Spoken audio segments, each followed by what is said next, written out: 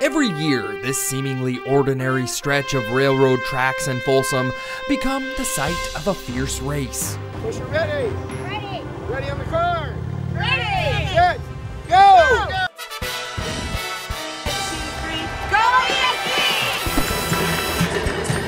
This fierce race is known as the Folsom Handcar Derby, and only those with strong arms and a strong stomach can survive.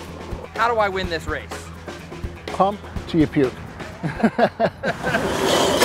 If you don't know what a handcar is, Derby volunteer and racer Dan Basinski explains it like this. They used to use this back in the early railroad days to either get the workers out to the tracks, workers and equipment, or just to inspect the tracks. You may recognize handcars in old westerns or Buster Keaton movies. They're simple, human-powered maintenance vehicles that ride on tracks. Handcars weren't built for speed, but that hasn't stopped railroad enthusiasts from racing them. Never been clocked on radar, but I would guess it's close to 30 miles an hour.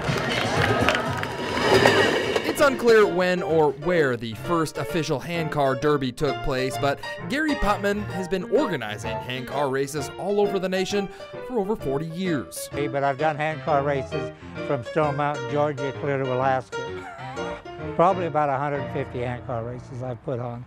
Rules are pretty simple. It's a timed race. A team of 5 people see how fast they can move their handcar down the tracks. Only 4 people pump the handcar. The job of the 5th teammate is to get the handcar moving by pushing it. Because this weighs over 800 pounds, so it's not easy to just get going from a dead start. Competitors are a mix of return racers and random people off the street. In total, the teams pump and push down a 750-foot long stretch of railroad track, and much like a real locomotive, handcars don't stop on a dime. Is there brakes on this thing? Yes. Oh, kind of. It's just a wooden shoe that rubs on the wheel. If for some reason there is a runaway handcar, there is a safety measure. We have hay bales at the end of the track in case they don't stop. They hit the hay bales. Classes of 73. Men, women, young and old, handcar racing is a sport that everyone can participate in. We are family. And though it may not be popular enough to make an Olympic sport, Gary has high hopes that someday he'll catch the attention of Hollywood. And I've always wanted to get Clint Eastwood to direct a movie about handcar racing. An epic sports movie about handcar racing. Yeah. I can see it, yeah.